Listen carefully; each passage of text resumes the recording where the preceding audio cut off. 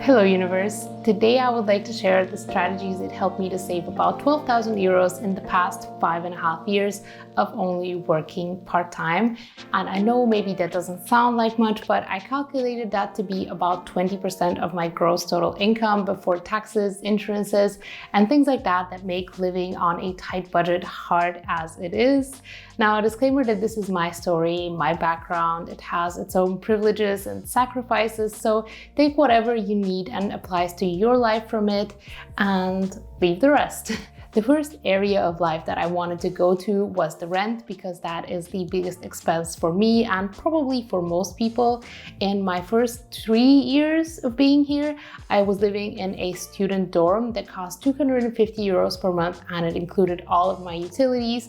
Now, after that, I had to move, and I moved to a slightly bigger apartment. I was really excited to have some space to move because this apartment was 12 square meters. The next one that I moved to was 40 square meters, but the rent was 370 euros. And at that point, I moved in with my partner at the time. So for me, it was actually even cheaper. And that's something that I would recommend.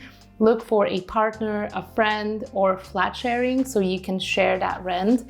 And it can even be cheaper than a student dorm. I spent a further 3 years living in that place, and about the end of that time period was when I got my current job that pays twice as much as the one before, so about 1,100 euros, and I officially told my parents to not send me any more money. I was spending off for myself. But then after that, I moved to my current place, and this place costs about twice as much. I share that with my current partner as well, so that is about 800 for both of us. But as a minimalist, I know if things get too bad, I can always downsize. I don't have that much stuff that I'm really hanging onto tightly. I, for example, live in a village where the prices are much lower than in the city, so maybe you find a nice village to move to. And if you don't want to move to a village, there are cheaper and pricier cities. Of course, there are the outskirts and flat sharing or sharing with a friend, a partner, anything like that. You can get a really nice room at this point in the center, maybe in the center of Berlin, for 400 euros. So you could pay the same that I pay in the village if you are flat sharing. If you give yourself long enough time to look for an apartment, something will pop up. Not every landlord is super fixated on income. They just want a good person to live in their home long term. So keep your eyes open. My next biggest expense is food, but I would never suggest that you save on food because it is just that important to me that I feed my body with proper, high quality nutrients. One of you though said that you buy a lot of food that is on clearance and that you freeze that. That is an okay tip to try. And one thing that I used to do, for example, is go to the canteen a lot as a student and also as a worker, because that was a lot cheaper than cooking at home. But also obviously a lot of cooking at home is good in general. I barely eat outside, only when I really want to meet a friend and there is nothing else that we can do, and it's something that I would normally not cook at home. My third biggest expense are utilities, so things like electricity, telephone, internet, things like that. I had a very bad electricity deal for a while, and with that I learned how things actually work in Germany, and probably in your country, is that companies will offer a really lucrative signing bonus, maybe some percentage off, or maybe you get a gift right after you sign up for 1 or 2 years, and on the third year they really increase the prices twice as much or maybe thrice as much, and they barely let you know. Maybe they send you a different bill, but if you are not looking closely, you will not notice. So I know that I had to change every 2 years to get that lucrative offer and then get right out. And just last year when I started using Notion a lot more, I finally entered that information into Notion, and Notion has a reminder function. So you can write down all of your expenses, how much they cost, when they are renewing, when you should cancel. And now I get a reminder 2 weeks before that 3-month cancellation date that I call them, write them a letter, whatever, and find a new offer. From my telephone, I was able to save. I had a prepaid SIM card for quite a while, but the internet here is not great, the mobile internet. So it had a very small amount of data. In terms of internet, I don't have the fastest connection, first of all, because it's not possible in rural Germany, but second of all, because I'm not a streamer, I'm not downloading things all the time, so I can do with a smaller plan. Now let's talk about subscriptions. For the longest time, subscriptions were just creeping up on me because, you know, when you sign up, it could be any day of the month. So if you you're not watching really closely and looking at your budget every month, you will not realize how much of your money is going towards subscriptions. First, I looked at my Amazon Prime subscription. I'm a minimalist. I don't want to shop as much. I want to have an extra hurdle to shopping online. So I just completely canceled that. Then I had my Spotify subscription. I had the student plan because I'm technically still a student. I'm in the master's program. And I even canceled that €5 per month thing because I wanted to enter my partner's Spotify family. And that works even if you are not in the family. So now I don't pay anything for that. People use Netflix. I've over the time borrowed it from different people as, again, their family.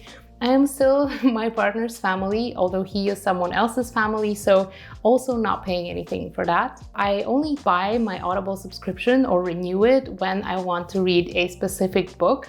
And I also like to choose really long books so that I'm entertained for quite a while.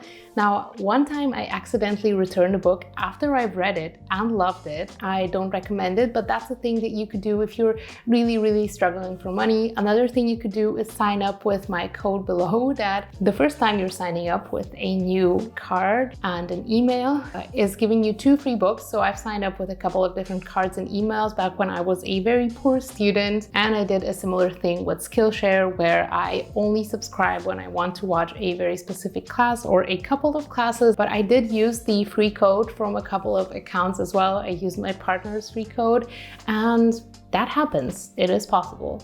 However, I do have a lot of subscriptions that I use for making YouTube videos. For those, I also go into my Notion. I have a thing where it says when they renew. I have a thing where it says how much they cost per year, how much they cost per month, just so that it doesn't mindlessly renew on me. I have canceled, for example, my Canva subscription. I have a yearly subscription.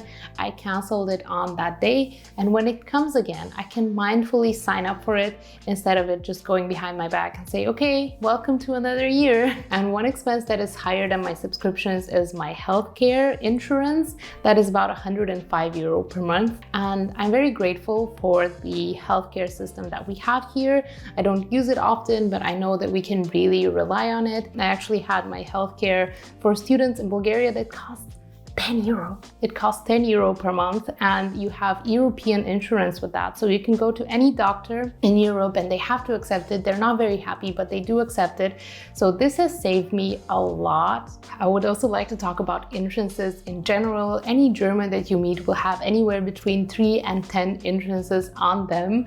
And my landlady made me get some as a requirement to live in my old place. Never used it. And then once I moved out of that place, I went and canceled them because to me, I never broke a window in my life. Honestly, I never broke someone else's things as well. And I just think it's not worth it for me to insure myself against that. So if you look in your life, how likely is it that something will happen and how bad would it be if it does happen? And then you can evaluate if you need certain interests. And the last category is mobility, specifically cars, buses, trains, bikes, things like that. I do not have a car. I've never had a car here.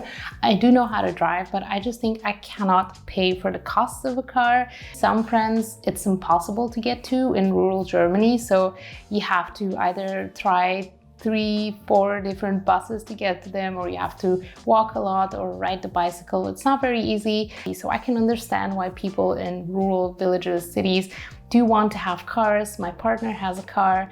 It is understandable, at least as long as there are not many other available solutions. And finally, I do have 3 more categories that I want to talk about, namely shopping, leisure, and vacations, but they will just make this video way too long. We will include them in a future video. So this is your opportunity to leave a question or a tip for everyone else in the comments.